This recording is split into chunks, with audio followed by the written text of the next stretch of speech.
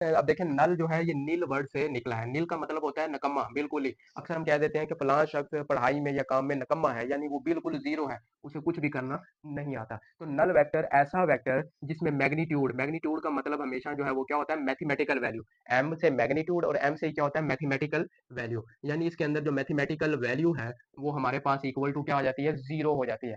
और लेकिन उसकी डायरेक्शन जो है वो अक्सर स्टूडेंट भूल जाते हैं, वो होती है आर्बिट्रेरी। अब आर्बिट्रेरी डायरेक्शन का क्या मतलब है? बड़ी आसान है। ऐसी डायरेक्शन जो ओरिजिन पर हो। अब फॉर एग्जांपल ये एक्स एक्सिस और वाई एक्सिस, अगर हम इधर जाएं तो ये क्या होगा 1 2 3, इधर है -1 -2, और इधर 1 2 3, और इधर -1 -2। लेकिन इधर बिल्कुल सेंटर पे जो ओरिजिन पे वैल्यू होती है वो क्या होती है जीरो, और उस डायरेक्शन को हम क्या कहते हैं आर्बिट्रेरी, यानी वो बिल्कुल रेस्ट पर है। फॉर एग्जाम्पल इसको हम आपको समझाने के लिए ये करते हैं कि ये एक छोटा सा जो है वो लड़का है। अब इसके दो बाजू हैं, यहाँ पर एक ये वाला बाजू लगा दिया हमने, इसका ये वाला एक है। अब इसका एक ये दोस्त जो है इसको इस बाजू से पकड़ कर खींच रहा है, और एक दो जो है वो भी इसी बाजू से पकड़कर इसको खींच रहा है। इसने 5 उँगलियां लगाई तो ये कितनी फोर्स लगा रहा है 5 न्यूटन की फोर्स, और इसने भी 5 उँगलियां थी हैंड की तो ये भी कितनी लगा रहा है 5 न्यूटन। अब दोनों तरफ से ऐसे उसे बराबर खींचा जा रहा है, तो ना तो वो इधर मूव होगा ना ही वो इधर होगा, वो बिल्कुल सेंटर में क्या होगा फिक्स रहेगा। जब वो सेंटर में ऐसे फिक्स रहेगा तो वो डायरेक्शन क्या हो जाएगी आर्बिट्रेरी। लेकिन अगर इधर वाला फोर्स ना लगाए 5 न्यूटन की तो ये इधर मूव हो जाएगा, और अगर इधर वाला ना लगाएगा तो फोर्स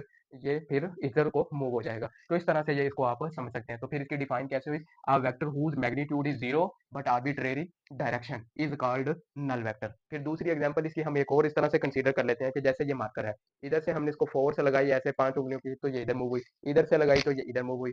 अब दोनों तरफ से 5-5 न्यूटन लगाई तो ये कहाँ गई? कहीं भी नहीं, बिल्कुल सेम रही। तो अब क्या हुआ? ये इसकी आर्बिट्रेरी डायरेक्शन है। अब आए इक्वल। इक्वल का मतलब होता है बिल्कुल बराबर, यानी कोई चीज भी उसकी जो है ना कमी कोताही नहीं होनी चाहिए। यानी मैग्नीट्यूड भी और इसमें जो डायरेक्शन है वो भी क्या होनी चाहिए? बराबर होनी चाहिए, सेम होनी चाहिए। अब देखें बच्चे इसमें क्या करते हैं मैग्नीट्यूड तो इक्वल कर देते हैं लेकिन डायरेक्शन नहीं करते। क्यों भाई? डायरेक्शन भी सेम होनी चाहिए। डायरेक्शन को सेम होना चाहिए और मैग्नीट्यूड को इक्वल होना चाहिए। फॉर एग्जांपल ये 5 उँगलियां इधर को फोर्स लगा रही हैं, तो ये लें ये 5 न्यूटन की फोर्स। अब ये वाला जो हैंड है ये भी इधर को ही फोर्स लगाए, इधर को नहीं। ये 5 न्यूटन इधर को, तो ये डायरेक्शन अपोजिट होगी, तो ये इक्वल वेक्टर नहीं रहा। लेकिन जैसे ही ये फोर्स इधर को लगाएगा, अब इन दोनों की डायरेक्शन क्या है? सेम। दोनों का मैग्नीट्यूड मैथमेटिकल वैल्यू क्या है?